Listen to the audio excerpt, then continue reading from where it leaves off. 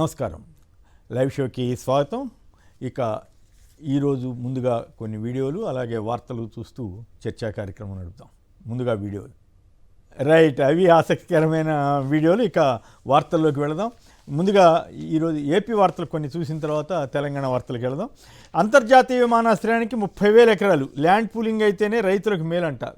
అక్కడ అమరావతి ప్రాంతంలో రైతులు కొంప ముంచబోతున్న నారాయణ గారు అనాలో చంద్రబాబు గారి ప్రభుత్వం అనాలో మొత్తం మీద చేస్తూ ఉంది. మరో 69,000 కోట్ల రూపాయలు అప్పు చేయబోతున్నారట ఆంధ్రప్రదేశ్లో. ఎవరు బిళ్ళప్ బాబాయిలే రాశారు, మనం చెప్పడం కాదు. అమరావతి కోసం సిఆర్డీఏ ప్రణాళిక అంట. ముందుకు వస్తున్న జాతీయ బ్యాంకుల కన్సార్షియం అంట. వాళ్ళదేం పోయింది, 1,00,000 కోట్లు అప్పు ఇస్తారు, వాళ్ళకి వడ్డీతో సహా తీసుకుంటారు. గవర్నమెంట్ది కాబట్టి, ప్రైవేట్ వాళ్ళు అయితే ఎగ్గొడతారని భయం ఉంటుంది. గవర్నమెంట్ మీద ఇట్లా జనమే కదా కట్టాల్సిందంతా. చంద్రబాబుపై టీడీపీ మాజీ మంత్రి వడ్డే శోభనాద్రీశ్వరరావు ఫైర్. రాజధాని కోసం ఇప్పటికీ 34,000 ఎకరాలు తీసుకున్నారు. పరిపాలనా వ్యవస్థలన్నింటికీ కావలసింది 2,700 ఎకరాలు మాత్రమే. ఇప్పుడు అదనంగా మరో 44,000 ఎకరాలు తీసుకుంటామంటున్నారు. మీ రియల్ ఎస్టేట్ కోసం 44 ఎకరాలు తీసుకుంటున్నావా బాబు? ఇప్పటికే 31,000 కోట్లు అప్పు చేశారు, ఇంకా 69,000 కోట్లు అవసరం అంటున్నారు. అసలు చంద్రబాబు ఈ ఆంధ్రప్రదేశ్ని ఏం చేయాలనుకుంటున్నారంటూ తీవ్ర స్థాయిలో వడ్డే శోభనాద్రీశ్వరరావు మండిపడ్డారు.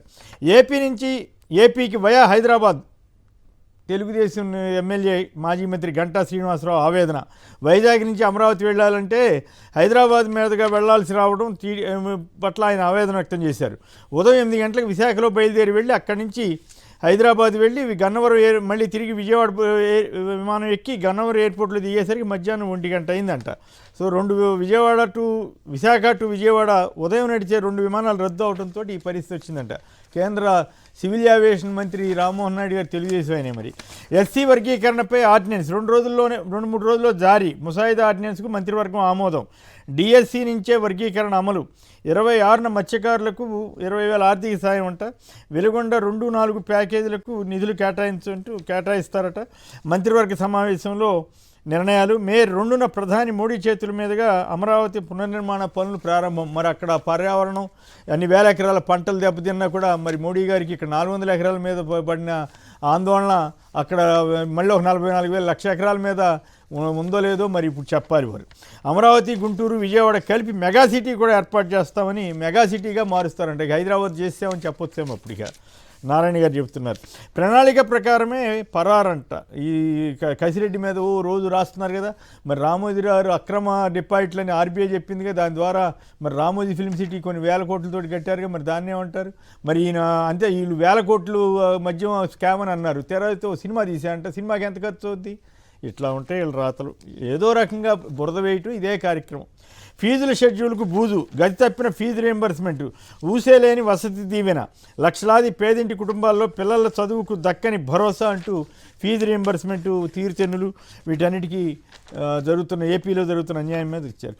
వక్ఫ్ సవరణ చట్టం రాజ్యాంగ విరుద్ధం. టీడీపీ జనసేన బీజేపీ ఈ వివాదాస్పద చట్టాన్ని ఆమోదించాయి. దీనికి వ్యతిరేకంగా సుప్రీంకోర్టులో వైసీపీ పిటిషన్ దాఖలు చేసింది. చంద్రబాబు ఈ చట్టానికి వ్యతిరేకమైతే సుప్రీంకోర్టుకి వెళ్ళగలరా, అసెంబ్లీలో తీర్మానం చేయగలరా అని చెప్పి పేరు నాని గారు ప్రశ్నిస్తున్నారు. నిద్రపోతున్న నిఘా. తిరుమలలో 2,000 సీసీటీవీలున్న అంటే నిఘా నేత్రాలున్న పర్యవేక్షణ శూన్యం అంటూ మరో కథనం. విజయసాయిరెడ్డి గారి సిట్టు నోటీసులు ఇచ్చిందంట మద్యం దాని మీద. మరి ఇప్పుడు ఆయన ఏం చేస్తారో చూడాలి. ఇక ఋషికొండలో టీసీఎస్ వస్తుందట. అప్పుడు చంద్రబాబు జగన్ గారు ఉన్నప్పుడే టీసీఎస్ వాళ్ళు ముందుకు వచ్చారు. ఇప్పుడు బిల్డప్ బాబాయిలు ఇదంతా వాళ్ళ ఘనత అంటున్నారు. ఇప్పుడు ఋషికొండని ఏం చేసినా పర్వాలేదనమాట. ఇక ఈసీ తీరు పూర్తిగా అనుమానాస్పదం. ఓటర్ల డేటా ఎందుకు ఇవ్వరు? మండిపడ్డ రాజకీయ పార్టీలు, స్వచ్ఛంద సంస్థలు. ఈసీ ప్రతినిధులతో సమావేశం తూతూ మంత్రమేనంటూ ధ్వజం. ఈవీఎంలపై అన్ని అనుమానాలే. సంచలనాత్మకమైన ఈ విషయాన్ని సుప్రీంకోర్టు న్యాయమూర్తి ప్రశాంత్ భూషణ్ చెబుతున్నారు. ఇక దీని మీద మనం అతిథులతో కూడా మాట్లాడిద్దాం. డాక్టర్ అద్దంకి దయాకర్ గారు పీసీసీ జనరల్ సెక్రటరీ, శాసనమండలి సభ్యులు. శ్రీ ప్రకాష్ రెడ్డి గారు రాష్ట్ర బీజేపీ కార్యదర్శి. రాకేష్ కుమార్ గారు బీఆర్ఎస్ నేత. ఈరోజు ప్రధానంగా మోడీ వర్సెస్ రేవంత్ ఈ భూముల మీద, అలాగే రాహుల్ సోనియాలపైన ఈడీ ఛార్జ్షీట్. తెలంగాణలో 1,000,000 మంది కోటీశ్వరులు చేస్తారట. ఎమ్మెల్యేలతో ఈ కొత్త ప్రభాకర్ రెడ్డి వ్యాఖ్యల మీద 2 వైపులా జరిగింది. ఒక బీఆర్ఎస్ ఆత్మరక్షణలో పడిందా, అలాగే కాంగ్రెస్ అతిగా స్పందించిందా అన్న అంశాల మీద చర్చలోకి వెళ్దాం. దీనికి ముందుగా ఈసీ పనితీరు అనుమానాస్పదం. ఈవీఎంలపై అనుమానం వ్యక్తం చేస్తూ వాళ్ళు ఈసీ సమావేశం పెట్టినా కూడా వాళ్ళు చాలా తీవ్రంగా అనుమానాలు అభ్యంతరాలు వ్యక్తం చేస్తూ ప్రశాంత్ భూషణ్ లాంటి న్యాయవాదులు సుప్రీంకోర్టుకు నివేదిస్తామని చెబుతున్నారు. మీరేమంటారు రాకేష్ గారు? ఈ ఈసీ తీరు అనుమానాస్పదంగా కనిపిస్తోందా లేదా? గుడ్ మార్నింగ్ అండి. గుడ్ మార్నింగ్ ప్యానెల్లో ఉన్నటువంటి గౌరవ ఎమ్మెల్సీ అద్దంకి దయాకర్ గారికి, ప్రకాష్ రెడ్డి గారికి, సార్ మీకు, శ్రీనివాస్ సార్, అదేవిధంగా సాక్షి ప్రేక్షకులకు ఫస్ట్ ఆఫ్ ఆల్ ఏదైతే సంక్షిప్తంగా క్లుప్తంగా మాట్లాడితే ఆ తర్వాత మేజర్ అంశాల్లోకి వెళదాం. సార్ ఇప్పుడు ఏదైతే ఈసీ తీసుకునేటువంటి నిర్ణయాలను పార్టీలు వ్యతిరేకించినప్పుడు వాటిని కంపల్సరీ రెక్టిఫై చేయాల్సిన బాధ్యత కాన్స్టిట్యూషన్ బాడీ అయినటువంటి ఎలక్షన్ కమిషన్ మీద ఉంటుంది.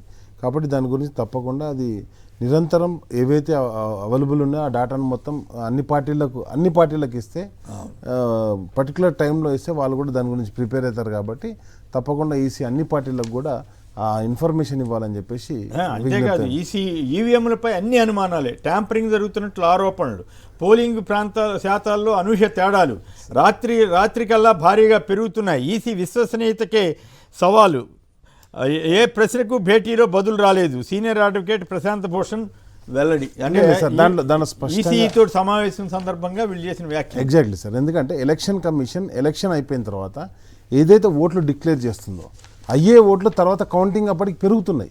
దానికి బెస్ట్ ఎగ్జాంపుల్ వారణాసిలో జరిగినటువంటి ఎలక్షన్లో 11 lakhs ఓటింగ్ జరిగిందని చెప్పేసి డిక్లేర్ చేసినటువంటి ఎలక్షన్ కమిషన్ కౌంటింగ్ వచ్చేసేసరికి 12.5 lakhs అంటే 12.5 లక్షలు పోలైనట్టు చూపించి 1.5 లక్షల మెజారిటీతో ప్రధానమంత్రి మోడీ గారు గెలిచారని డిక్లేర్ చేయడం జరిగింది. మరి ఫస్ట్ పోలింగ్ అయినటువంటి 11 లక్షలు నిజమా, లేకపోతే ఎలక్షన్ కౌంటింగ్ మిషన్లకు వచ్చేసరికి 12.5 లక్షలు నిజమా అని చెప్పేసి ఒక అనుమానం ఎత్తుంది సార్. అదేవిధంగా మహారాష్ట్రలో ఒక గ్రామం మొత్తం కూడా ఒక తీర్మానం చేసి మేము అసలు బీజేపీకి ఓటేయలేదు అని చెప్పేసి వాళ్ళు డిక్లేర్ చేసినా కానీ అక్కడ మొత్తం బీజేపీకి పడ్డటువంటి దాఖలాలు. కాబట్టి నేనేమంటానంటే ఈ అంశాల గురించి ఎలక్షన్ కమిషన్ కాదు, ఎస్ మరి అట్లాంటప్పుడు మనం ఛాలెంజ్ చేసుకుంటున్నప్పుడు పోస్టల్ బ్యాలెట్కి పోతే బెస్ట్ కదా సార్ దాని బదులు. కాబట్టి నేనేమంటానంటే ఒక విలేజ్ ఛాలెంజ్ చేసింది, ఆల్రెడీ వారణాసిలో మనకి ఇన్ఫర్మేషన్ వచ్చింది. అదేవిధంగా ఎంపీ ఎలక్షన్లకు వచ్చేసరికి ఒక రిజల్ట్ వచ్చింది, ఎమ్మెల్యే సరే రైట్ రానివ్వండి. కానీ నేనేమంటానంటే ఆ విలేజ్ అయితే డిక్లేర్ చేయదు కదా. ఇట్లాంటి సంఘటనలు దేశం మొత్తంలో జరుగుతున్నాయి కాబట్టి వీటన్నిటిని పునర్పరిశీలించాలి. ఇవి దీనికని ఒక బేస్ ఉదాహరణ ఏంటంటే ఎలాన్ మస్క్ డిక్లేర్ చేయడం జరిగింది.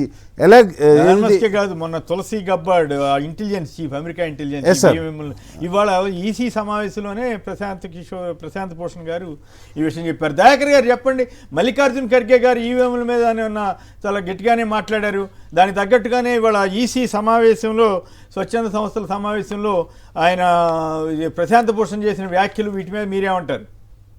నమస్కారం కొమ్మినేని గారు, గౌరవ పెద్దలు. అంటే క్లుప్తంగా దీని మీద మాట్లాడితే మేజర్ అంశాల మీద మళ్ళీ వెళదాం. ఫాస్ట్ మాట్లాడు సార్. ప్రత్యక్ష బాధితుని నాయన నేను. 6 సంవత్సరాలుగా తీర్పు కొరకు ఎదురు చూస్తున్న ఒక ఏమంటారు అజ్ఞానిని ఇప్పుడు ఈ ఈవీఎంల గురించి. నేను కేసు వేసి హైకోర్టులో, నాది సింపుల్ సార్, ఏం లేదు. పోలైన ఓట్ల కంటే లెక్కించిన ఓట్లు ఎందుకు ఎక్కువ ఉన్నాయి అనేది నా కేసు. ఇప్పటి వరకు ఇవ్వలేదు. నేను 6 సంవత్సరాల క్రితం వేసిన కేసు దేశం మొత్తాన. ఇంకా మీకు ఇంట్రెస్టింగ్ కామెంట్ చెప్తా. చంద్రబాబు నాయుడు గారిని కలిసిన, మన ఉద్ధవ్ ఠాక్రే వాళ్ళ బ్రదర్ రాజ్ ఠాక్రే ఒక మూమెంట్ చేసి టీఎంసీ అధినేత ఆమెను కలవలేదు, ఫోన్లో మాట్లాడినాము. ఎవరు, మన మమతా బెనర్జీ గారిని.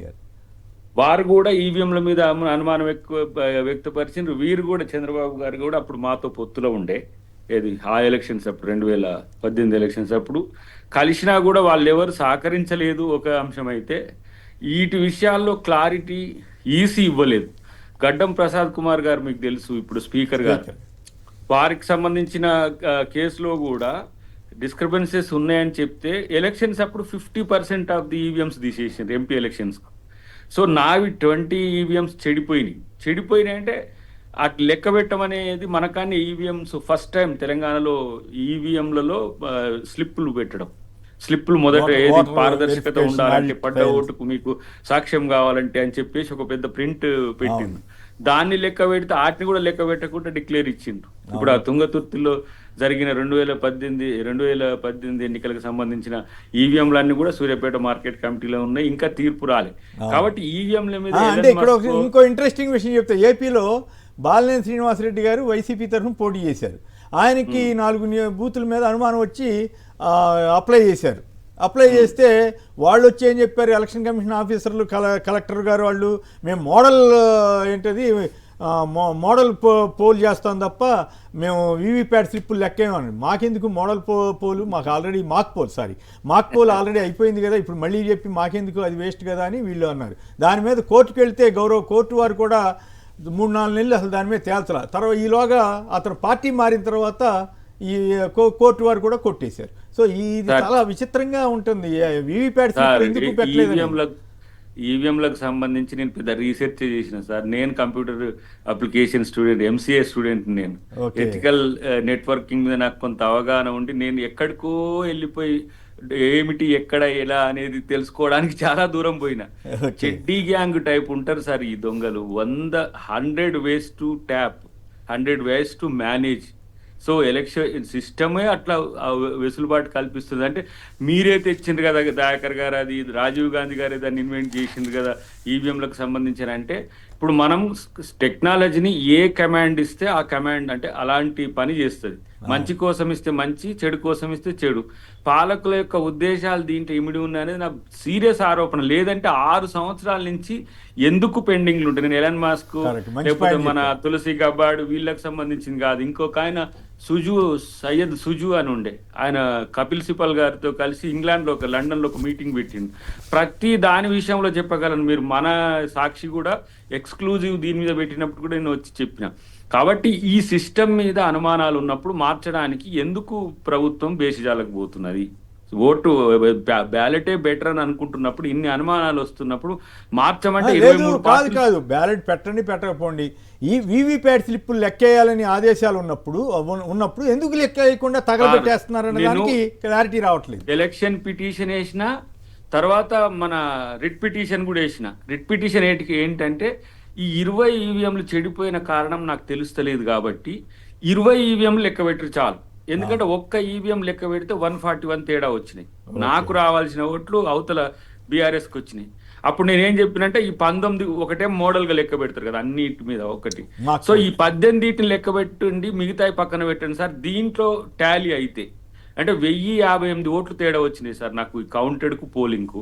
ఆయన ఏమంటాడు, వాళ్ళ ఎలక్షన్ కమిషన్ ఏజెంట్ మన అడ్వకేట్ ఏమంటాడు అంటే దాంట్లో బ్యాలెట్ ఓట్లు ఉన్నాయి, అంటే పోస్టల్ బ్యాలెట్ ఓట్లు ఉన్నాయంటే పోస్టల్ బ్యాలెట్ ఓట్లు 680 సంథింగ్ ఉన్నాయి. అవి తీసేసినా కూడా మీకు 400-500 కాదు, 0.0001% కూడా మెకానిజంలో తప్పు రావడానికి లేదు. అది ఎలక్షన్ కమిషన్ రూల్స్ లోనే ఉంది. సో 1 ఓటో 2 ఓటో పక్కన పెట్టి 500-600 ఓట్లు తేడా ఎట్లా వస్తాయి సార్? కాబట్టి ఇవన్నీ కూడా అనుమానాలకు లక్షల్లో తేడా వచ్చిందని కదా గొడవ. మీరు లక్షల్లో కాదు సార్, అది 25 లక్షల ఓట్లు రజత్ కుమార్ తీసేసిండు ముందు ఎలక్షన్. తర్వాత మళ్ళీ కోర్టు అడిగింది 25 లక్షల ఓట్లు ఎట్లా తీసేసినావు అంటే సారీ ప్లీజ్ నన్ను క్షమించండి. ఇట్లా అనొచ్చా సార్? ఒక ఎలక్షన్ లో 25 లక్షల ఓట్లని ఏంటి సార్? ఎంత పెద్ద మేజర్ కదా. మరి ఏం చేద్దాం. రైట్, ప్రకాష్ రెడ్డి గారు మీరు ఎట్లా స్పందిస్తారు దీని మీద?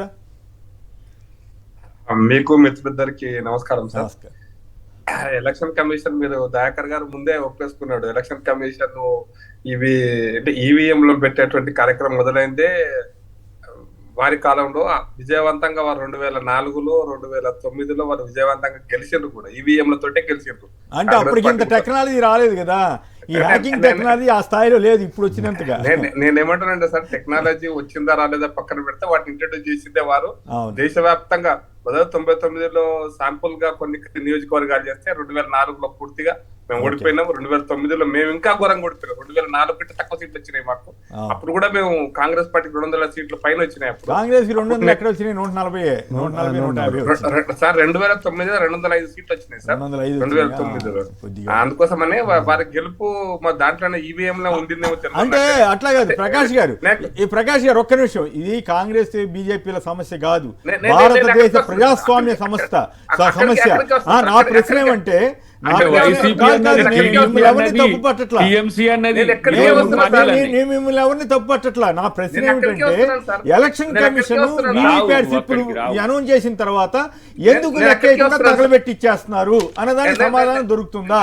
నేను 2 అంశాలు చెప్తాను సార్. ఒకటి, దయాకర్ గారు లేవనెత్తినటువంటి చాలా ముఖ్యమైన అంశం సార్, చాలా ప్రమాదకరమైన ముఖ్యమైన అంశం కూడా. ఒక ఎలక్షన్ కేసును ఒక 5 సంవత్సరాలు తేల్చకపోతే ఆ. అది ఎలక్షన్ యొక్క అసలు న్యాయస్థానం యొక్క పరిస్థితి ఏంటంటే సార్, నేను న్యాయస్థానంలో ప్రశ్నిస్తున్నా. వారి అవును. కేసును సరిగ్గా చెప్పాలంటే ఒక సంవత్సరం లోపల తెలుసాలి. అవును. సంవత్సరం లోపల తెలిస్తేనే నిజమైన న్యాయం జరిగినట్టు. అవును. 6 ఏళ్ళు 10 ఏళ్ళు పొద్దు గడిచింది. ఇప్పుడు మన కాంగ్రెస్ లో ఉన్నాడు, మన వేములవాడ ఆ చట్టం నియోజకవర్గం మీరే తెచ్చిండ్రు ప్రకాష్ రెడ్డి గారు. మేము 1 year తెచ్చింది కాదు సార్, తెలుసాలి. మేము తెచ్చింది కాదు సార్. అందుకోసమే న్యాయ 1 year లో వ్యవస్థ ఎలక్షన్ పిటిషన్ రిజాల్వ్ చేయాలని. నేను అందుకోసం ఒక్క సంవత్సరంలో ఎలక్షన్ పిటిషన్ రిజాల్వ్ చేయాలి. జరగట్లేదు కదా. న్యాయస్థానాలు వాటిని పట్టించుకోవాలి. న్యాయస్థానాలకు తీవ్రమైన జాప్యం నిజమైన ప్రజాస్వామ్యానికే గొడ్డలు పెట్టుతారు. అది నేను పూర్తిగా కరెక్టే, మీరు కోర్టు వరకు చెప్పారు. ఓకే, ఎలక్షన్ కమిషన్ వారు వీవీప్యాట్ స్లిప్పులు పెట్టిన తర్వాత అవి ఇవి కలిపి లెక్కేయండి అంటే ఎందుకు లెక్కేయట్లేదు అనేది అంతవరకు నిజం చెబుతున్నాను కదా ప్రకాష్ రెడ్డి గారు.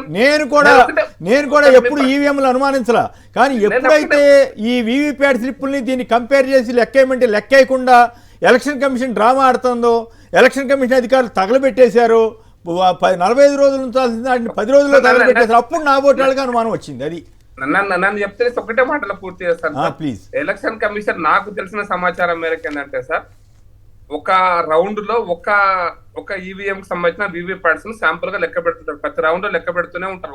ఒకటే శాంపుల్. లేదు, మీరు పొరపాటు పడుతున్నారు. అనుమానం వస్తేనే లెక్క పెడతారు. మోడల్ గా లెక్క పెడతారు. ఫస్ట్ ఒకటి మోడల్ గా లెక్క పెడతారు. లెక్క పెట్టిన తర్వాత మనం ఎప్పుడైతే అనుమానం చెప్పినప్పుడు, లేకపోతే ఒక మిషన్ స్ట్రక్ అయిందని చెప్పినప్పుడు దాంట్లో ఉన్నటువంటి అన్ని కూడా లెక్క పెట్టాల్సిన బాధ్యత ఎలక్షన్ కమిషన్. సమస్య ఏంటి, కోర్టులో వేశారండి వీళ్ళు. అయ్యా వీవీప్యాట్ స్లిప్పులు పలానా 4 బూతులు లెక్కేయండి, ఏదో 10% అనేది ఇచ్చాడు కదా, లెక్కేయమంటే ఒంగోలులో తగలబెట్టేశారండి. ఆల్రెడీ రాష్ట్రం అంతా వీవీప్యాట్ స్లిప్పులు తగలబెట్టేశారు. అది తేడా సార్. ఇప్పుడు మన ఎలక్షన్ ఏజెంట్ ఉంటాడో లేదా క్యాండిడేట్ ఉంటాడు, అక్కడ మన ప్రత్యర్థుల ఏజెంట్ ఉంటాడు, క్యాండిడేట్ ఉంటాడు, రిటర్నింగ్ ఆఫీసర్ ఉంటాడు. రిటర్నింగ్ ఆఫీసర్ ముందు వీళ్ళు కూర్చొన్నప్పుడు ఎప్పటికప్పుడు వాళ్ళకు వచ్చిన అనుమానాలను అక్కడే నివృత్తి చేసుకోవచ్చు.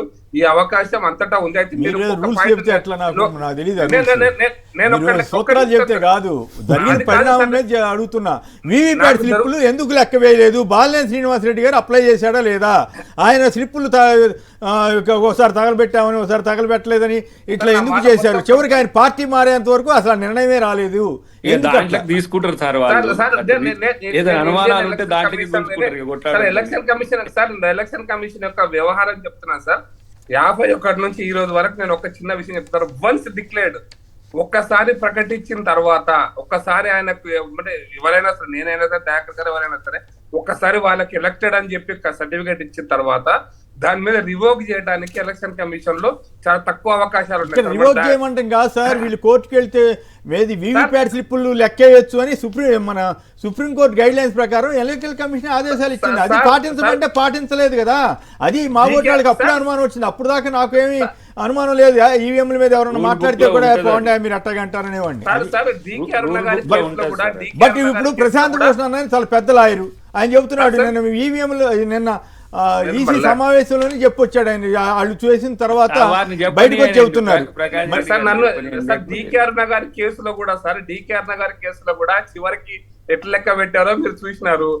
డీకే మా ఆచార్య గారు 65 ఓట్లతో ఓడిపోయినప్పుడు కూడా కంప్లైంట్ చెప్పినాం. ఇట్లాగే 65 ఓట్లతో ఓడిపోయినాడు. అందుకోసం ఎలక్షన్ కమిషన్ ఎప్పటికప్పుడు వాళ్ళు ఏదేమైనా పకడ్బందీగా ఫుల్ ప్రూఫ్ గా పనిచేయాలని కోరుకుంటాం. అంత తప్పితే మాకేం ఎలక్షన్ కమిషన్ తోటి ఇంకొక విషయం సార్, రాకేష్ గారు లేవనెత్తిన ఒకటి ఓటర్స్ యొక్క నెంబర్ ఆఫ్ లిస్ట్. నేను ఇంట్రెస్టింగ్ ఒక్క పాయింట్ చెప్పి ముగిస్తాను ఒకటి హాఫ్ మినిట్ లోనే. ఇప్పుడు మా అంబర్పేట కిషన్ రెడ్డి గారు పోటీ చేసిన దగ్గర ఒక కాన్స్టిట్యున్సీలో ఒక బూత్ లో 1000 ఓట్లు ఉంటే 640 ఓట్లు పోలైనాయి సార్. అయితే వాడు ఏం చేసిందంటే, వాడు టైప్ కొట్టప్పుడు ఎట్లా కొట్టిండో 1000కి 1000 ఓట్లు పోలైనా రాసి 100% పోలింగ్ అని రాసి, నేను కిషన్ రెడ్డి గారు ఆదరాబాదరాగా పోయి కంప్లైంట్ కూడా చేసేసాను. కిషన్ రెడ్డి గారు అప్పుడే నేను తెల్లారి పొద్దున కంప్లైంట్ చేశాను. కానీ నాకు సాయంత్రం ఒక్కొక్క ఓటర్లు ఒక్కొక్క బోలింగ్ బూత్ పేపర్ మొదలు పెట్టుకొని నేను చూస్తే నాకు అర్థమైందంటే వాటి టైపోగ్రఫిక్ మిస్టేక్ ఉంది అక్కడ తప్ప. ఎందుకంటే వాటిని కలెక్ట్ చేయడానికి టైపోగ్రఫీ మీద వెళ్తున్నారు. ఇక్కడ టైపోగ్రఫీ గురించి సరి చేసుకోవచ్చు, కానీ లెక్కేసిన పోలింగ్ దానికి ప్రకాష్ అన్న చెప్పింది తీసుకుందాం. ఓకే అన్న, ఒక బూత్ లో 400 ఓట్లు డిఫరెన్స్ వచ్చింది. 1,00,000 ఓట్లు అయితే డిఫరెన్స్ రావు కదా. సమర్థిస్తలేను సార్. దాని గురించి ఎలక్షన్ కమిషన్ ఏదో అయిపోయిందని చెప్పట్లేదు సార్.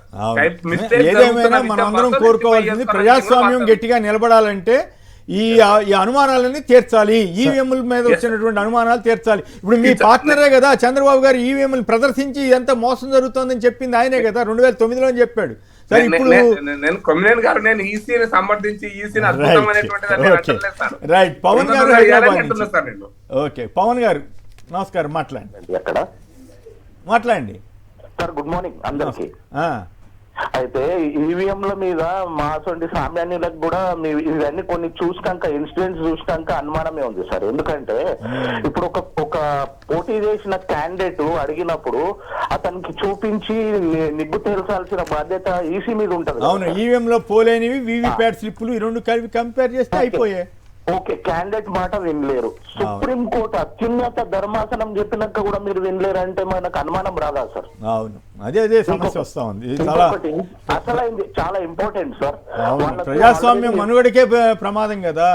ఇంక దానికి నియంతృత్వానికి వాళ్ళకి కావాల్సిన ఓట్లు వేసేసుకోవచ్చు, ఎక్కడెక్కడ కావాలనుకుంటే వీక్ అయితే ఓటు వేసుకోవచ్చు, వీక్ లేకపోతే వెనక ఊరుకోవచ్చు, అట్లా నడుస్తాం. సుబ్రహ్మణ్యం గారు భద్రాచలం నుంచి.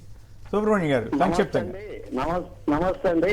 నమస్తే, మాట్లాడండి. ఛానల్లో ఉన్న పెద్దలందరికీ కూడా నమస్కారం సార్. నమస్కారం, మాట్లాడండి. ఎందుకంటే మన ప్రకాష్ రెడ్డి గారు మాట్లాడుతున్నారండి. ఇప్పుడు ఈవీఎం గురించి మాట్లాడేటప్పుడు వాళ్ళకి ఈ ఎలక్షన్ కమిషన్ ఎన్నుకునేటప్పుడు ఇంతవరకు సుప్రీంకోర్టు జడ్జి తర్వాత ప్రతిపక్ష నాయకుడు ఒక అధికార పక్ష ప్రధానమంత్రిగా ఎన్నుకునేటోళ్ళు. అలాంటి దాన్ని వాళ్ళు అక్కడే మార్చేశారండి, విధానాన్ని మార్చేశారు. ఎన్నికల కమిషన్ ఉంది, వాళ్ళకు అనుకూలంగా ఉండే వాళ్ళని పెట్టుకున్నారండి.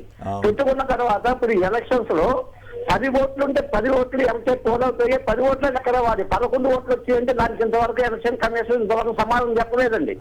మరి దాని గురించి మాట్లాడుతున్నారు. అదేవిధంగా జడ్జీల గురించి కూడా మాట్లాడుతున్నారు. అంటే మనం మాట్లాడకూడదు, కానీ నువ్వు జడ్జీల గురించి అని అంటున్నారు. ప్రధాన కేసుల్లో వాదించిన జడ్జీలకు తీసుకొచ్చేసి పదవులు ఇచ్చారండి. ఏ విధంగా ఉంటుందండి వాళ్ళు? ఎందుకంటే వాళ్ళు చెప్పేది వాళ్ళు చేసేది కరెక్ట్, వేరే తప్పు అని చెప్పేసి చెప్తున్నారు. అది కరెక్ట్ విధానం కాదు.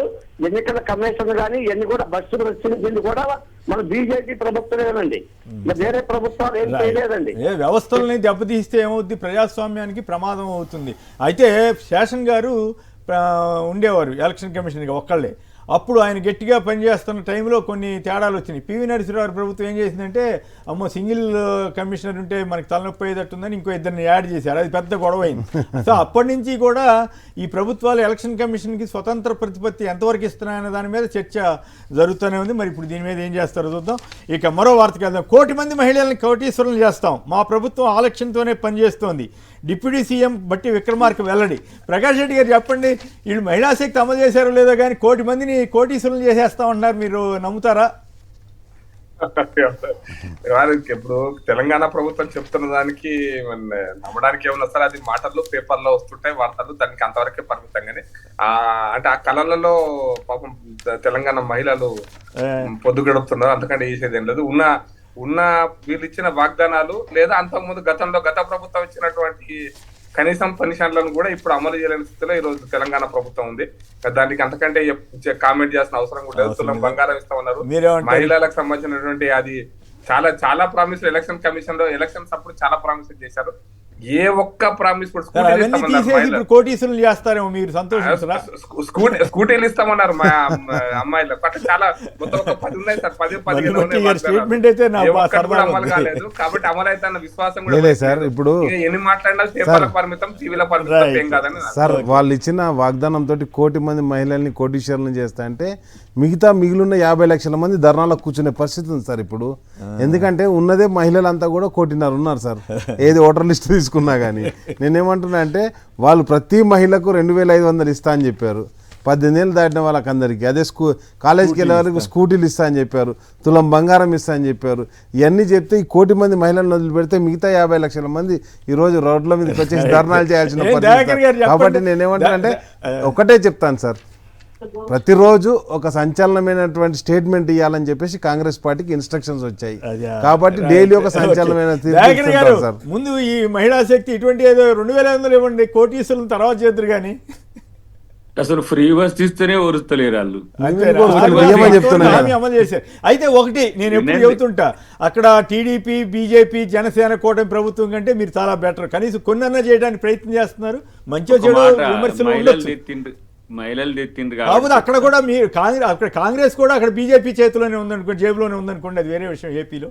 Okay right. దాదాపు సబ్జెక్ట్ టు కరెక్షన్ కానీ 1200 crores కు సంబంధించిన టికెట్లు జినిగినాయి ఇప్పటికి. ఏది ఫ్రీ బస్ కు సంబంధించి వీళ్ళ తలనొప్పి చూడాలి, ఏడుస్తున్నారు. ఇక కోటీశ్వరులు చేస్తే వాళ్ళిద్దరు ఏడుచుడు తప్పితే ఇంకోటి ఏం లేదు. స్టార్టప్స్ అన్ని కూడా వాళ్ళకే ఇచ్చేది. ఇప్పుడు ఇండ్లు ఎవరికి ఇస్తున్నాము అట్లనే స్టార్టప్ ప్రోగ్రామ్స్ అన్ని కూడా ఇప్పుడు మనకి ఇంతకుముందు రాజశేఖర రెడ్డి గారు ఉన్నప్పుడు పావలా వడ్డీ, వడ్డీ లేని రుణాలు, ఇట్లాంటివన్నీ కూడా 10 to 12,000 crores వరకు మనం మహిళా సమభావన గ్రూపులకు సమభావన సంఘాలకు ఇచ్చినాం. బిల్డింగ్సే కట్టినాం సంఘమిత్ర పేరు మీద, ఇట్లాంటి పేరు మీద. అప్పుడు లక్షాధికారులను మాత్రమే అనేవాళ్ళు, ఇప్పుడు మీరు ఏకంగా కోటీశ్వరులు అనేసరికి సరదాగా ఉందని నేను ఏముంటుంది సార్, ఇప్పుడు మనం ఇచ్చేది మ్యాచింగ్ గ్రాంటే, వాళ్ళు పెట్టుకునే కన్సర్న్ కు బ్యాంకులు అప్పిస్తాయి సార్. ఇది కదా మనం చేసేది ఏంటిది అనేది కనీసం వీళ్ళకి తెలిస్తే కదా. వీళ్ళకి తెలియదు, చెయ్యరు కాబట్టి వాళ్ళకు అది అర్థం కాదు.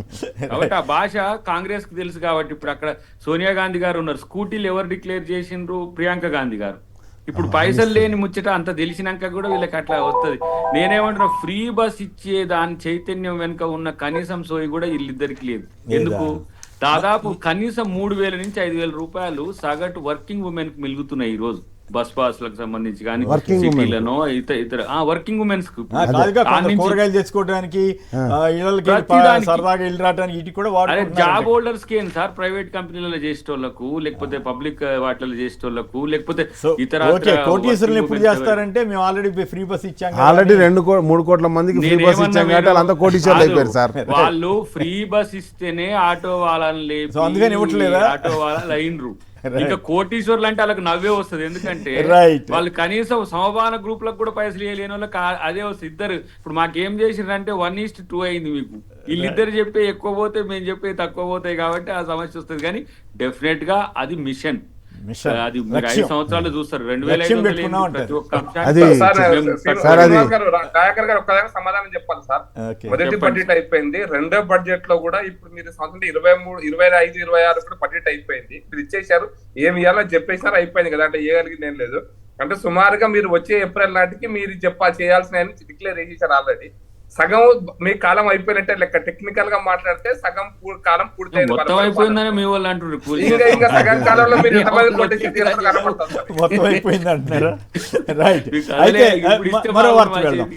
మరో ఇంపార్టెంట్ వార్త. స్వయం ప్రతిపత్తిపై కమిటీ ఏర్పాటు. తమిళనాడు సర్కార్ సంచలన నిర్ణయం. గవర్నర్తో విభేదాల నేపథ్యంలో రాష్ట్ర హక్కుల పరిరక్షణకు స్టాలిన్ ప్రభుత్వం చర్యలు. జస్టిస్ జోసెఫ్ నేతృత్వంలో ఉన్నత స్థాయి కమిటీ. వచ్చే జనవరి కల్లా మధ్యంతర నివేదిక. 2 ఏళ్లలో సమగ్రమైన నివేదిక రూపకల్పన అంటూ ప్రధానంగా అన్ని పత్రికలను వార్త వచ్చింది. ప్రకాష్ రెడ్డి గారు దీని మీద మీరు ఒక్కళ్ళు మాట్లాడితే సరిపోతుంది. ఏమండి ఆ పరిస్థితి ఎందుకు వచ్చింది? స్వయం ప్రతిపత్తి దాకా స్టాలిన్ గవర్నమెంట్ వెళ్లాల్సిన పరిస్థితి గవర్నర్ ద్వారా మీరు ఎందుకు తీసుకొచ్చారన్న ప్రశ్న మీరేం సమాధానం చెప్తారు?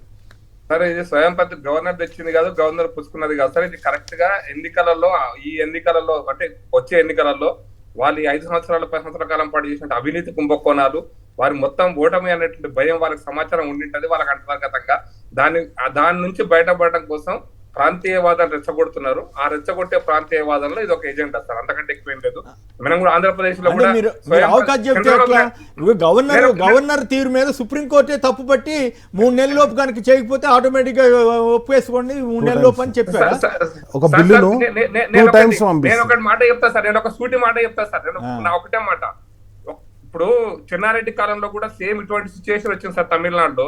ఛాన్సలర్ ఎవరు ఉండాలి, ఒక యూనివర్సిటీకి ఛాన్సలర్ ఎవరు ఉండాలి అనే ఇష్యూ వచ్చినప్పుడు అదే మళ్ళీ ఇక్కడ పెండింగ్ సార్. అప్పుడు ఎందుకు కొట్టేసిందో కోర్టు, కొట్టేసిందో ఇప్పుడు అదే సమాధానం అదే కోర్టు చెప్పాల్సిన అవసరం ఉన్నది సార్. అవే కోర్టులు చెప్పాలి. అప్పుడు చెన్నారెడ్డి గారు ఉన్నప్పుడు వారిని ఛాన్సలర్ గా తీసేయాలో జయలలిత ప్రయత్నం చేసినటువంటిది. ఇప్పుడు అటువంటి కేసులే 10 సార్. ఈ మొత్తం ఇవన్నీ కూడా స్టాలిన్ గారు ఇప్పుడు ఆయన chancellor is non matric and chancellor of big universities in తమిళనాడులో ఉన్న పెద్ద పెద్ద universities chancellor and non matric. ఆయన డిగ్రీ చదువుకోలే. మరి ఆయన గురించి మనం మాట్లాడుకుంటే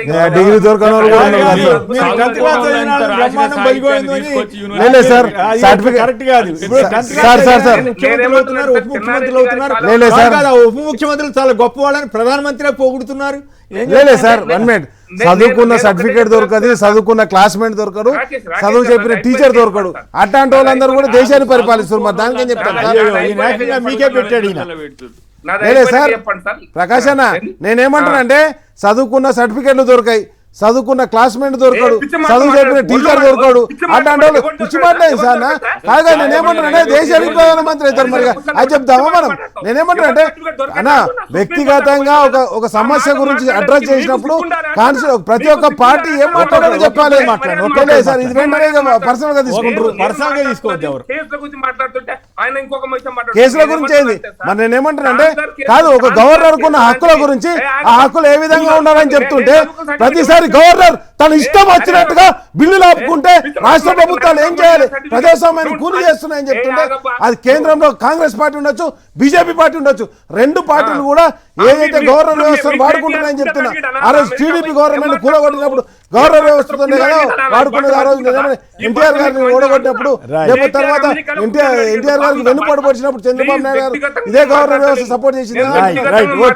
వ్యక్తిగతంగా మాట్లాడడం అనేటువంటిది స్థాయి దిగజారొద్దు. నేను మాట్లాడింది ఛాన్సలర్ ఇష్యూ గురించి స్టాలిన్ గురించి కదా మరి మాట్లాడింది వ్యక్తిగతంగానే. పాలసీ మాట్లాడు, పాలసీ మాట్లాడుతున్నా. ఆ వ్యవస్థ మంచిది కాదు, గవర్నర్ దగ్గర 3 నెలల కంటే మించి పెట్టుకోరాదు. నేనేమన్నా కాన్స్టిట్యూషన్ రక్షించాలి.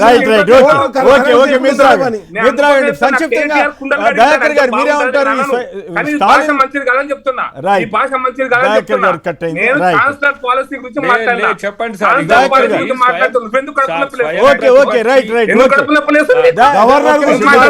గవర్నర్ వ్యవస్థ గురించి మాట్లాడినప్పుడు దేశంలో గవర్నర్ వ్యవస్థను ఎట్లా నిర్వీర్యం చేస్తారో మాట్లాడినా, దానికి సంబంధించి మాట్లాడితే మీరే మాట్లాడదు.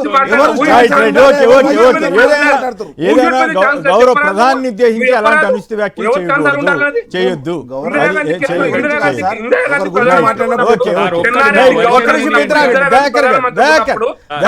స్టాలిన్ గారు తీసుకున్న సంచలనాత్మక నిర్ణయం ఒక్క నిమిషం చాలా జాగ్రత్త. ఒక్క నిమిషం ప్రకాష్ గారు ఆవేశపడమాకండి కొంచెం. అన్నా ఇప్పుడు స్వయం ప్రతిపత్తిని రాష్ట్రాలు కోరుకుంటున్నాయి, మీరు స్వయం ప్రతిపత్తి ఇవ్వడానికి సిద్ధంగా ఉన్నారు. ఎందుకంటే వర్గీకరణ చేసుకునే హక్కును రాష్ట్రాలకు బదలాయించినట్టుగానే యూనివర్సిటీలకు ఛాన్సలర్లుగా ఎవరిని పెట్టాలనే అంశంలో కూడా మీరు రాష్ట్రాలకు ఇవ్వండి. ఎందుకంటే మీరు మీ భావజాలాన్ని అంతా చదువుకోనోళ్ళ పుస్తకాలన్నీ తెచ్చి కూడా దీంట్లో పెడుతున్నారు యూనివర్సిటీస్లో. ఇది బాధ ఆయనది. వాళ్ళు ద్రవిడ్ కల్ట్ కొంచెం డిఫరెంట్గా ఉంటుంది. మనం ద్రవిడ్ కల్టే కానీ వాళ్ళంత స్ట్రింజెంట్గా లేం కాబట్టి సంచలనాత్మకమైన నిర్ణయం అది. ఒక రకంగా రాజ్యాంగానికే ప్రశ్న అది, లేదంటే గవర్నర్ వ్యవస్థకే ప్రశ్న. గవర్నర్ని కూడా మొన్న సుప్రీంకోర్టు ఏం చెప్పిందో చూసింది కదా. కాబట్టి మీ వల్ల ఏమైందంటే మీరు అనుసరిస్తున్న తీరు ఏకఛత్రాధిపత్యంగానో గుత్తాధిపత్యంగానో ఉండడం వల్ల రాష్ట్రాలు తమ హక్కుల కోసం పోరాడే స్థితికి వచ్చి ఈ స్థితికి వస్తున్నాయి. అంటే మళ్ళీ మేము రాజ్యాలుగా మిగిలిపోతాం, ఇండియన్ యూనియన్ లో ఉండమన్నట్టుగా కనపడుతుంది ఆయన స్టాలిన్ గారు చెప్పింది. కాబట్టి దాని మీద సీరియస్ గా ఆలోచించండి. మీ బాధ్యత లేకపోతే సార్ అసలు మేము స్వయం ప్రతిపత్తి అనే పదం ఇది ఏంటి సార్? అది కొంచెం కాశ్మీర్ లాగా మాకు స్వయం ప్రతిపత్తి కావాలంటున్నాడు ఆయన. మరి అట్లాంటప్పుడు మీరు ఏం సమాధానం చెప్తారు? నేను వాడుతున్నది పెద్ద పదం కాదు, వారి పదమే వాడుతున్నా. కేవలం యూనివర్సిటీస్ ఇష్యూలే వాళ్ళకి అంత తలకాయ నొప్పి అయింది. భాష నేను ఒక మాట అంట సార్, ఎవ్వరి మాతృభాష వాళ్ళకి గొప్పది సార్. మీకు హిందీ గొప్పది కావచ్చు, నాకు తెలుగే. నా భాషను నేను భావ వ్యక్తీకరణ తెలుగులో చేసినంతగా ఇంగ్లీష్లో, హిందీలో, ఇంకో తమిళంలో కూడా చేయలేను. మీరు హిందీని జాతీయ భాషగా వచ్చి రుద్దుతా అంటే హిందీ మస్ట్ అని చెప్పి మీరు ఎగ్జామ్స్ అన్ని కూడా హిందీలో పెడితే సౌత్ పిల్లలు ఎట్లా పాస్ అవుతారు? సివిల్స్ లోనో లేకపోతే మిగతా వాటిలోనో లేకపోతే బిఎస్ఆర్బి ఆర్ఆర్బికి సంబంధించిన అంశంలోనో. అసలు జాతీయ భాష కాదు, మనం highest speaking language, north Indian language మనం పెట్టాం. ప్రతిదీ మీరు ఇట్లా రుద్దుతుండ్రు సార్. ఇప్పుడు డీలిమిటేషన్ తో కూడా అన్న నేను చెప్తాను, ఒక్క నిమిషం చెప్తూ డీలిమిటేషన్ డీలిమిటేషన్ కూడా మీరు చూడండి. సౌత్ కు నష్టం జరుగుతుందంటే మీ నాయకులందరూ కూడా వాళ్ళు దేశ విభజన చేస్తారంటారు. అంటే సౌత్ కు నష్టం జరిగితే కానీ మీ బాస్ మాటలు వింటారా? ఇలాంటివి కొన్ని మౌలికమైన అంశాలు ఉన్నాయి. మీరు కూడా ఆలోచించండి. అన్ని రకాల ఆలోచన పనులు మీ దాంట్లో ఉన్నారు. అంతకంటే ఎక్కువ మీ స్ఫూర్తి కేంద్రం ఆర్ఎస్ఎస్ కూడా ఉంది. కానీ ఎందుకు రాష్ట్రాలు ఇంత పెద్ద ఎత్తున నిరసన చేస్తున్నాయి, లేకపోతే ఇలాంటి రాజ్యాంగ వ్యతిరేక ప్రతిపాదనలు చేస్తున్నాయి అనే అంశంలో మీకు స్పష్టత వస్తే మంచిది. లేకపోతే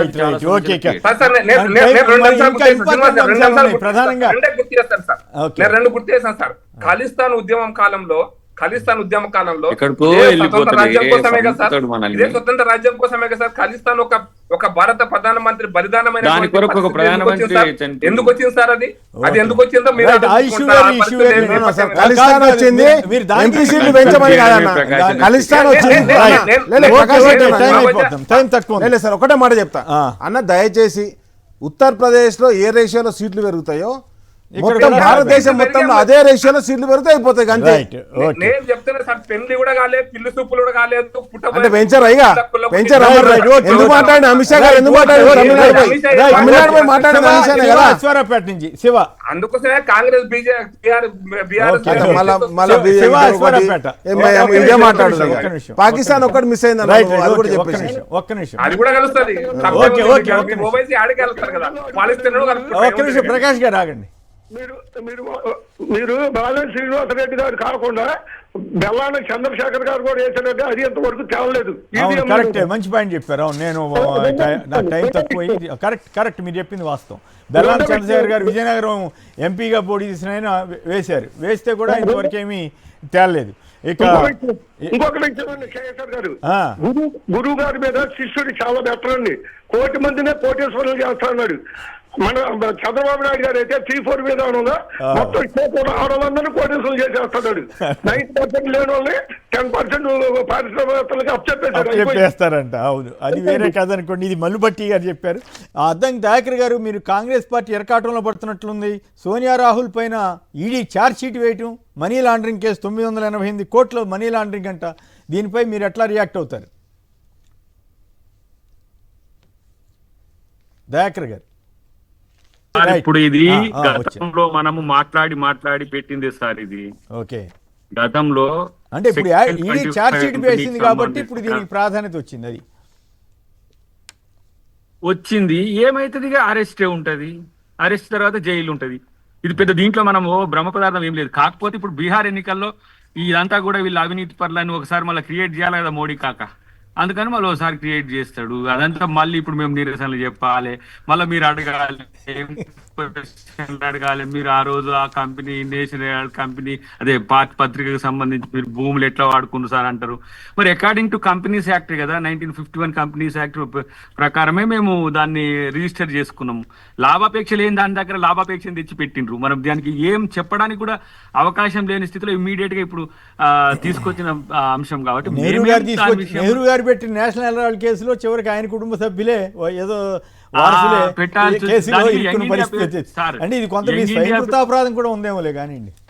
యంగ్ ఇండియా కంపెనీని ఏర్పాటు చేసింది కూడా న్యూ కంపెనీ, అది in the basis of the companies యాక్టే కదా.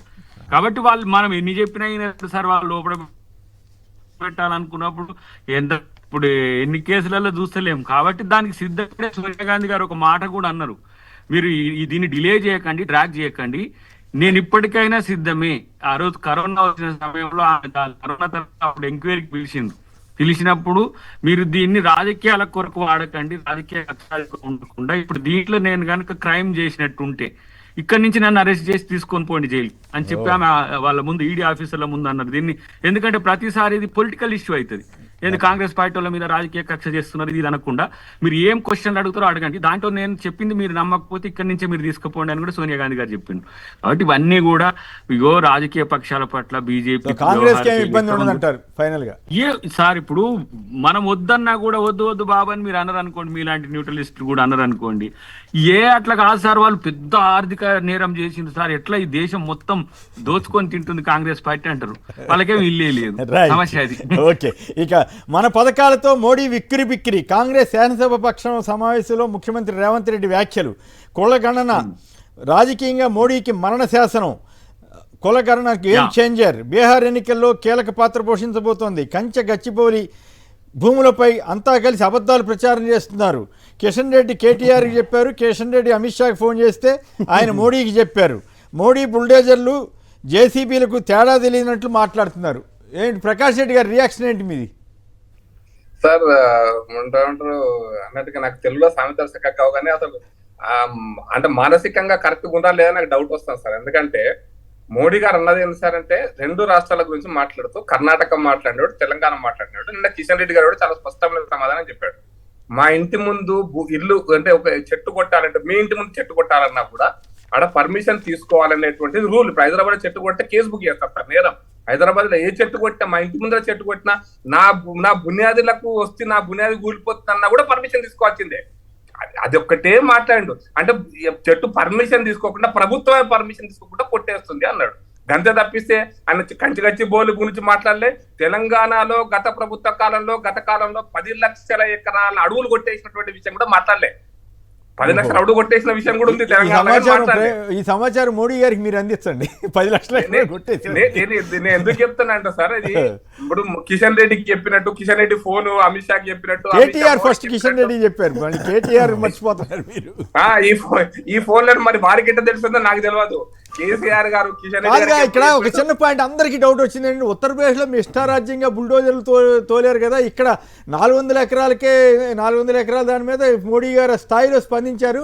ఏపీలో 33,000 ఎకరాల పచ్చని పంటలు ధ్వంసం చేస్తే మీరు వెళ్ళి శంకుస్థాపన చేశారు. మళ్ళీ ఇప్పుడు 44,000 ఎకరాలు తీసుకుంటున్నారంట. దీనికి అవునవును బ్రహ్మాండం అని చెబుతున్న బీజేపీ మరి మోడీ గారు అక్కడ కూడా ఖండించాలి కదా, ఇప్పుడు వెళ్ళి మళ్ళీ శంకుస్థాపన చేస్తారంట మళ్ళీ ఇంకోసారి. మరి దాన్ని ఎట్లా సమర్థిస్తారన్న దానికి ప్రశ్న సమాధానం దొరకట్లా. నేను ఒక్కటే చెప్తున్నా సార్, ఆయన కంచికచ్చే భూముల గురించి ఆయన గుమ్మడికాయ కంటే భుజాలు తడుకున్నట్టు దేని గురించి మాట్లాడలేదు. చెట్లు తోలేటప్పుడు బుల్డోజర్లు పెడుతున్నారు అన్నాడు. అయితే ఉత్తరప్రదేశ్ బుల్డోజర్ల విషయంలో కూడా కోర్టులు స్పందిస్తున్నాయి, కోర్టులు మాట్లాడుతున్నాయి. అందుకోసమే కోర్టులు ఇప్పుడు ఇంతకుముందు దయాకర్ గారు ఒక మాట చెప్పారు, ఛార్జ్ షీట్ ఫైల్ చేస్తే అరెస్ట్ చేస్తారు. ఛార్జ్ షీట్ ఫైల్ చేసినాక అరెస్ట్ ఏమి ఉండదు సార్. ఛార్జ్ షీట్ ఫైల్ చేసినాక న్యాయస్థానంలో మీరు కొట్లాడాలి. న్యాయస్థానం ఏ తీర్పు ఇచ్చినా న్యాయస్థానాన్ని గౌరవించాలా. ఇది న్యాయస్థానానికి పంపడం కూడా కక్ష సాధింపు అవుతాయి అనుకుంటే, అంతకంటే ఈ దేశంలో ఇక మరి ప్రజాస్వామ్యం కొంతమందికి ఎగ్జామ్షన్, న్యాయస్థానాలు కొంతమందికి ఎగ్జామ్షన్ అనేటువంటి అనుమానాలు కూడా ప్రజలకు వస్తున్నాయి. అంటే న్యాయస్థానాలు మాకు చెల్లుబాటు కాదు, న్యాయస్థానాలు పేదోళ్ళకే, సాధారణ వ్యక్తులకే న్యాయస్థానం. రాకేష్ గారు చెప్పండి, కేటీఆర్ గారు కిషన్ రెడ్డి గారు అమిత్ షా గారికి అదే ఫోన్ ట్యాంపరింగ్ కేసు మరి రేవంత్ రెడ్డి గారు లేదు సార్. ఫస్ట్ ఇది ఈడీ కేసు అన్నారు కదా, కాంగ్రెస్ బ్యూరో ఆఫ్ ఇన్వెస్టిగేషన్ అని చెప్పేసి మోడీ గారు గుజరాత్ ముఖ్యమంత్రిగా ఉన్నప్పుడు అన్నాడు. కాబట్టి నేను ఏమంటానంటే, అధికారంలో ఎవరుంటే అది దుర్వినియోగం చేస్తున్నారని చెప్పేసి ఈరోజు స్పష్టంగా మనకు కనిపిస్తుంది. కాబట్టి ఆ కేసులు పెట్టేటప్పుడు ఆ కేసులకు కావాల్సిన ఛార్జ్ షీట్ వేయడానికి 20 కోట్ల పర్మిషన్ ఇస్తే 3-4 సంవత్సరాల టైం తీసుకొని, ఆ టైం తర్వాత వాళ్ళకి కంఫర్ట్గా వేసి, అంటే ఎలక్షన్లు వచ్చే ముందు ప్రతి ఈ పార్టీ ఆ పార్టీ అని కాదు, ఏ పార్టీ అయినా ఇది డెమోక్రసీలో వాళ్ళు ఉన్నప్పుడు వీళ్ళని వ్యతిరేకించడం. సెంట్రల్ బ్యూరో ఇన్వెస్టిగేషన్స్ ఏవైతే ఉన్నాయో, ఇప్పుడు సెంట్రల్ బీజేపీ ఇన్వెస్టిగేషన్ కానీ చెప్పేసి కాంగ్రెస్ పార్టీ అంటుంది. కాబట్టి నేను ఏమంటున్నానంటే, ఆ విధంగా కాకుండా అవి సమర్థవంతంగా పనిచేస్తే బాగుంటుంది సార్. అండ్ నెక్స్ట్ వచ్చేసి కంచెగచ్చిబౌలి గురించి ఒకటే మాట చెప్తాను సార్. నేనేమంటున్నా అంటే, మోడీ గారి వ్యాఖ్యలతో సమర్థిస్తాను. ఎస్ సార్, మోడీ గారి వ్యాఖ్యలను ఉద్దేశిస్తూ ఇంకొక మాట చెప్తాను సార్. నేనేమంటున్నా అంటే, ఆ యూనివర్సిటీకి సంబంధించిన ఎంత భూమి ఉందో ఫస్ట్ డిక్లేర్ చేయండి. గతంలో ఇందిరాగాంధీ ఎవరైతే కాంగ్రెస్ పార్టీ అధికారంలో ఉన్నప్పుడు 1972లో ఏదైతే భూమి ఇచ్చారో ఆ భూమి ఉందా లేదా అని మనం అడగట్లేదు. ఈ రోజు ఆ యూనివర్సిటీ భూమి ఎంత, ఆ యూనివర్సిటీకి ఎంత ఉన్నది భూమి ఇంతవరకు కాదు. ఈయన ఏమంటున్నారు, శ్రీధర్ బాబు ఈ పథకాలతోటి మోడీ ఉక్కిరి బిక్కిరి అయ్యి ఇట్లాంటి మాట్లాడుతున్నాడని రేవంత్ రెడ్డి గారు అంటారు. సార్ ఏది అమలైంది సార్ పథకం? ఆయన ఉక్కిరి బిక్కిరి కావడానికి ఎవడు ఉక్కిరి బిక్కిరి అయితే లేడు సార్. బిత్తిరి బిత్తిరి అవుతుంది వాళ్ళు సార్. ఉక్కిరి బిక్కిరి ఎక్కడ సార్? నేనేమంటున్నా అంటే, ఉక్కిరి బిక్కిరి ఏడైతాం సార్. నేనేమంటున్నా అంటే, ఏదన్నా ఒక పథకం అన్న దయాకర్ అని ఇంతసేపు చెప్పినా కానీ ఒకటే పథకం చెప్పిండు, మాది ఫ్రీ బస్. ఈరోజు దయాకర్ అనే అడుగుతున్నా, వాళ్ళ కాన్స్టిట్యున్సీలో అంటే ఇప్పుడు అంతకుముందు తుంగతుర్తి కంటెస్ట్ చేసిండు కదా అన్న కాన్స్టిట్యున్సీలోనే కనీసం గోనె సంచులు ఉన్నాయి అడుగుర్రి. మొన్నటిదాకా యూరియా దొరకలేదు అన్నారు, ఇప్పుడు గోనె సంచులు దొరుకుతాయి. వడ్డాన్ని వానకు దొరుకుతాయి, అకాల వర్షాలు. బిత్తిరి అవుతుంది, ఉక్కిరి బిక్కిరి ఎక్కడ సార్? కాబట్టి నేనేమంటున్నానంటే, ఈరోజు ఒక్కటే చెప్తున్నాను సార్, కంచెగచ్చిబౌలిలో మీరు ఎన్ఆర్ఎస్ఏ ఏవైతే ఫోటోలు ఇక్కడ పొలిటికల్ యాంగిల్ మాత్రమే ప్రస్తుతానికి మనం మాట్లాడుతున్నాం. రేవంత్ రెడ్డి గారు ఈ రాష్ట్ర ప్రభుత్వం మీద చూసి ఓర్వలేక మోడీ గారు అన్నారు. దాన్ని మీరు వాళ్ళు కలిసి సార్. నేను ఒకటే అంటున్నా, ఒకరేమో కులం ప్రాతిపదికన కుల విభజన జరగాలని చెప్పేసి ఒకరు కోరుకుంటున్నారు. జనాభా గణన ఇప్పుడు సార్ 2051 నుంచి 2011 వరకు 1951 నుంచి 2011 వరకు ఒక్కటేసారి బీజేపీ చేసింది సార్ 2001లో ఏదో బీజేపీ జనగణన చేసింది. అప్పటి నుంచి ఇప్పటివరకు చేసింది కాంగ్రెస్ పార్టీ సార్. ఒక్కసారి కూడా కులాన్ని గణించలేదు సార్, ఎంతమంది ఏ కులంలో ఉంటారని చెప్పేసి. ఈరోజు వాళ్ళు అధికారంలో లేరు కాబట్టి వాళ్ళు కులగణన జరగాలని కోరుకుంటారు సార్. మొన్న తెలంగాణలో జరిగింది. తెలంగాణలో ఒక్క క్రిస్టియన్ కూడా లేడు సార్, మొత్తం ఓన్లీ ముస్లిమ్సే ఉన్నారు సార్. అంతేగా సార్, మరి ఇప్పుడు వాళ్ళు చూపేలేగా సార్ దాన్ని. ఆయన నెక్స్ట్ పెట్టలేదు సార్, దాన్ని అసలు లేనే లేరు. ఆయన నెక్స్ట్ వచ్చేసి నేను ఏమంటున్నానంటే వీళ్ళు మత ప్రాతిపదికన విభజన జరగాలని వీళ్ళు కోరుకుంటారు సార్. మతాన్ని ఏ విధంగా వాడుకుందామని చూస్తారు. ఇప్పుడు ఒకటే మాట చెప్తా సార్, బంగ్లాదేశ్ ప్రైమ్ మినిస్టర్ కు ఇక్కడ మనము షెల్టర్ ఫార్మర్ ప్రైమ్ మినిస్టర్ కు మనం షెల్టర్ హోమ్ ఇచ్చినాం సార్, అంటే ఆమెను ఇక్కడ ఉంచుకున్నాం. అండ్ నెక్స్ట్ వచ్చేసి ఈరోజు బంగ్లాదేశ్ వాళ్ళు వచ్చేసి ఏది వెస్ట్ బెంగాల్లో పోరాటాలు జరుగుతున్నాయని చెప్పేసి మళ్ళీ బీజేపీ చెప్తారు సార్. సరే అది జరుగుతుంది అనుకుందాం. అండ్ నెక్స్ట్ వచ్చేసి నేను ఏమంటున్నాను సార్, వీళ్ళు వాడే మూడు వర్డ్ సార్, 4 వర్డ్లు వాడతారు. ఒకటి ఇక్కడ ఉంటేనేమో ఎంఐఎం అని వాడతారు, కానీ దేశం మొత్తంలో ఎంఐఎం వీళ్ళతో కలిసి పోటీ చేయొచ్చు. అండ్ నెక్స్ట్ వచ్చేసి నేను ఏమంటే నెక్స్ట్ పాకిస్తాన్ వస్తుంది సార్, తర్వాత బంగ్లాదేశ్ వస్తుంది సార్, తర్వాత రోహింగ్యాలు వస్తారు. ఇదే తప్పితే బీజేపీ దగ్గర అభివృద్ధి జరిగింది, ఈ దేశంలో డాలర్ విలువ పెరిగింది, లేకపోతే డాలర్ విలువ పడిపోయింది, మేము దీంట్లో మోడీ గారు ఉక్కిరి బిక్కిరి అవుతూ అంటే కొంచెం మరి పెద్ద పదం లాగా ఉంది రేవంత్ రెడ్డి గారు చేసిన మా వ్యాఖ్య. ఏదో ఎంకరేజ్మెంట్ చేసి ఉంటారు. కుల జనగణన అనేది మోదీకి సవాలా కాదా మీరు చెప్పండి. వాళ్ళు ఏదో ఏం సవాలు దాంట్లో అయ్యేదా పోయేదా, మీరు 42%, 44% చేయండి తీర్మానం చేశారు, పంపించారు. దానివల్ల ప్రజలకు ఒరిగింది ఏముంటది కొత్తగా? గవర్నర్ పంపించింది కదా కేంద్రానికి, పంపిస్తే ఏమవుతుంది?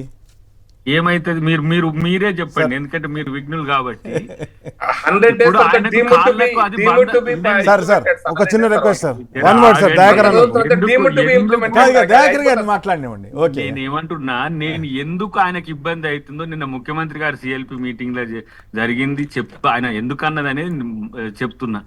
ఇలా సుదీర్ఘ కాలంలో వర్గీకరణ అనేది ఎంత సమస్య మనకు. 2 దళిత వర్గాల మధ్యన 31 సంవత్సరాల నుంచి మేము కొట్లాడుకుంటున్నాం. దానికి పరిష్కారం సుప్రీంకోర్టు ఇచ్చింది. ఈ స్టేటే చేసింది కదా, మీరు పాలించే రాష్ట్రాలు ఎక్కడ చేయలేదు కదా, అక్కడ కూడా డిమాండ్లు ఉన్నాయి కదా. కానీ చెయ్యలేదు అని అంటే ఇప్పుడు మీరు ఇచ్చిన తీర్పును అమలు చేసింది ఎవరు? ఫస్ట్ చేసింది ఎవరు అంటే సుప్రీంకోర్టు ఇచ్చిన తీర్పును ఇక్కడ చేసినాం. ఇవాళ సన్న బియ్యం అనేది మీరు మాట్లాడుతున్నారు కదా, కూటమి ప్రభుత్వానికి సన్న బియ్యం అండి సార్, పక్కనే కదా రైస్ బౌల్ ఆఫ్ ఇండియానే కదా మన ఆంధ్రప్రదేశ్. ఎందుకు మీరు చంద్రబాబు గారు ఇస్తలేరు? మీరు విమర్శలు చూడండి, అంటే పథకాలకు సంబంధించిన అంశంలో ఎన్ని మార్పులు తీసుకొచ్చి నిన్న బట్టి గారు మొత్తం రాజీవ్ యువ వికాసంకు సంబంధించి మొదలు పెడితే ఫ్రీ బస్సు, తర్వాత ఫ్రీ కరెంటు, తర్వాత 500 సబ్సిడీ గ్యాసు, ఇట్లాంటి అన్ని కూడా ఏకరువు పెట్టి ఎన్ని వేల కోట్లు పెట్టినాం. రైతులకు రుణమాఫీకి సంబంధించి ఇవన్నీ కూడా చెప్పుకొచ్చినాం. నేను ఇది కూడా అంటలే. ఇలా మీరు రాంగ్ ఇన్ఫర్మేషన్ ఆయనకి ఇవ్వకపోతే బుల్డోజర్ కు జేసీబీకి తేడా తెలియలేదా ప్రధానమంత్రికి? ఇక మీరిద్దరు సరిపోయి. థ్యాంక్ యూ దయాకర్ అన్న, మీరు పంపించినటువంటి జేసీబీలు 100 జేసీబీలు పంపించామని మీరు ఒప్పుకున్నందుకు ధన్యవాదాలు. సరే, బుల్డోజర్ పంపించమని జేసీబీలు అయితే పంపించారు, అదంతా అదే కదన్నా. మరి మీరు చెప్పండి అన్న. ఇది ఎట్లాగా అది 100 జేసీబీలని ఎవరు చెప్పిండ్రు? మీరు చాలా విచిత్రంగా ఉన్నది మాట, కానీ వినండి.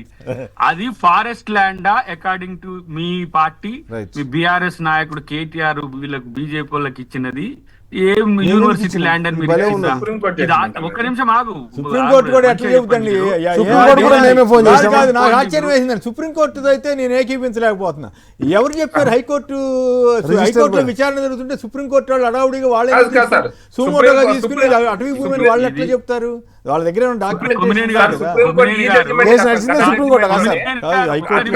గతంలో ఉన్నటువంటి జడ్జిమెంట్ సార్ అవి, ఇప్పుడు కాదు అవి.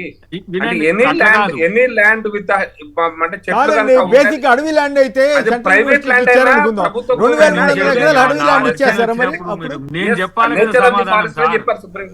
ఒక్క నిమిషం దయాకర్ గారు సార్. ఇప్పుడు నేనేమంటున్నా మాట్లాడండి సార్. దయాకర్ గారు సరే, మీరు ఏదో ఏఐతో క్రియేట్ చేసిండ్రు, అదంతా కూడా మళ్ళీ మీ దాంట్లో హ్యాండిల్స్ నుంచి ట్విట్టర్ ఫేస్బుక్ నుంచి తీసేసారు. కానీ ఇక్కడ మౌలికమైన ప్రశ్న, మోదీ గారు ఆవేదన చెందడంలో అర్థం ఉన్నది సార్. కానీ ఛత్తీస్గఢ్ లో ఒక అడవిని 2,72,000 ఎకరాల అడవిని ఎలా అదానీ కంపెనీకి ఇచ్చిండ్రు. 92,000 పైచిలకు ట్రీస్ ఉన్నాయని దాంట్లో ఒక ప్రైవేట్ అంచనా ఉంది. మరి మీరు ఎట్లా ఇస్తున్నారు సార్? పర్యావరణానికి సంబంధించి ఇంత పెద్ద ఎత్తున మీరు బాధపడుతున్నారు కదా సార్, జీవకారుణ్యము పర్యావరణము అని చెప్పేసి. మరి ఇక్కడ ఎట్లా ఇస్తున్నారు మీరు? 2,72,000 ఎకరాలు 400 ఎకరాల్లో పాండ్ ఉంది, తర్వాత మష్రూమ్ రాక్ ఫార్మేషన్ ఉంది. వాటికి సంబంధించిన ప్రొటెక్షన్ చేయమని కోర్టు మాకు డిగ్రీ ఇచ్చింది.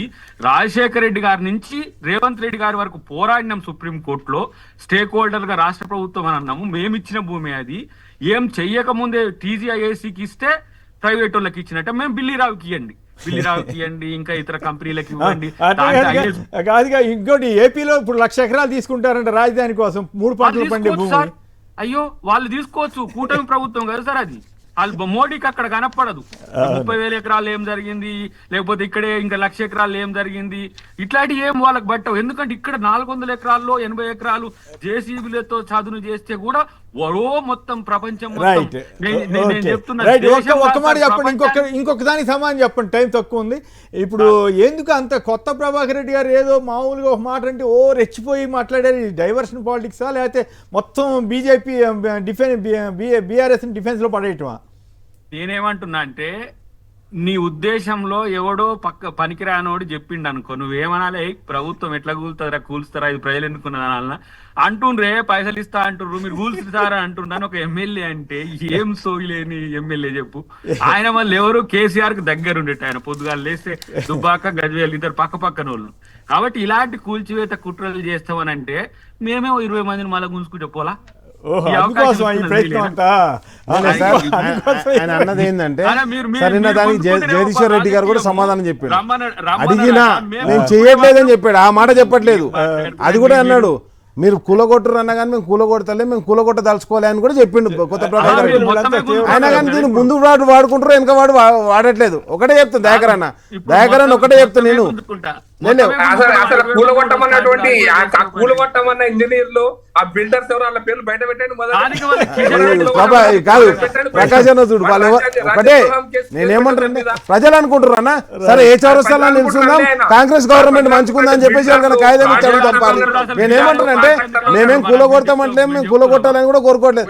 మీరు లేని ఎవరు కూలగొడతారన్నా, దేశంలో ఏం కూలగొట్టాలన్నా తలగా పెట్టాలన్నా మీరే బీజేపీ లేదు, అంతకు మించి ఎవరు చేయలేము. మేమేమంటున్నామంటే ఆ ఉద్దేశం మాకు ఏ రోజు లేదు. జనరల్ గా ప్రజల నుంచి వస్తున్నటువంటి రెస్పాన్స్ చెప్పడం జరిగింది. శ్రీనివాస్ గారు ఒక 2 చెప్తాం. రేపు బీఆర్ఎస్ వద్దనుకుంటారు మొత్తం 29 అంతే అన్న. రైతు బంధు వద్దనుకున్నారు అన్న, ఆల్రెడీ రైతు బంధు వద్దనుకున్నారు, రైతు బీమా వద్దనుకున్నారు, ఒడ్లు కొనొద్దని కోరుకున్నారు. అందుకే మీరు చేయట్లేదు కదా. ఫైనల్ గా ప్రకాష్ గారు చెప్పండి, క్లోజ్ చేసేద్దాం. సార్ 2 విషయాలు. మొదటి ఇంకొక పాత విషయమే కామెంట్ చేస్తాను సార్. ఈ ఈడీ కేసు ఏదైతుందో సార్, ఈ నేషనల్ హెరాల్డ్ కేసులో బీజేపీ ప్రభుత్వం పెట్టిన కేసు కాదు సార్, అది సుప్రీంకోర్టు ఆదేశాల కింద జరుగుతున్నటువంటి ఇన్వెస్టిగేషన్ సార్. బీజేపీ ప్రభుత్వానికి ప్రభుత్వం సుమోటగానో లేదు ఇంకో దగ్గర కేసు పెట్టలేదు సార్. కక్ష సాధింపు అనేటువంటిది ఫైనల్ గా మాట్లాడండి. నిజంగానే బీఆర్ఎస్ ప్రభుత్వాన్ని కోల్చాలని ప్రయత్నాలు జరుగుతున్నాయి. అదే సారీ, కేసీఆర్ ప్రభుత్వాన్ని, రేవంత్ రెడ్డి గారి ప్రభుత్వాన్ని కోల్చాలని కేసీఆర్ గారు మీరు అంతా ఏమైనా ప్రయత్నం చేస్తున్నారా? మేము రేవంత్ రెడ్డి గారి ప్రభుత్వం 3 ఏళ్ళు ఉండాలని కోరుకుంటున్నాం సార్. కేసీఆర్ గారికి మరి వాళ్ళ మంత్రులకి వాళ్ళ ప్రభుత్వాలు తొందర రావాలని ఉంటే, మరి ప్రభాకర్ రెడ్డి గారు చెప్పిన భాష, బిల్డర్లు కాంట్రాక్టర్లు వాళ్ళందరూ పైసలు ఇస్తున్నట్టు వాళ్ళ సంగతి ఏందో తెలుసండి. కూలగొట్టడము, ఎమ్మెల్యేలను కొనుగోలు చేయగలిగే శక్తి సామర్థ్యాలు ఈ దేశంలో ఉన్నటువంటి ఏకైక పార్టీ సార్. రేవంత్ రెడ్డి గారు వార్నింగ్ కూడా ఇచ్చినట్టున్నారు.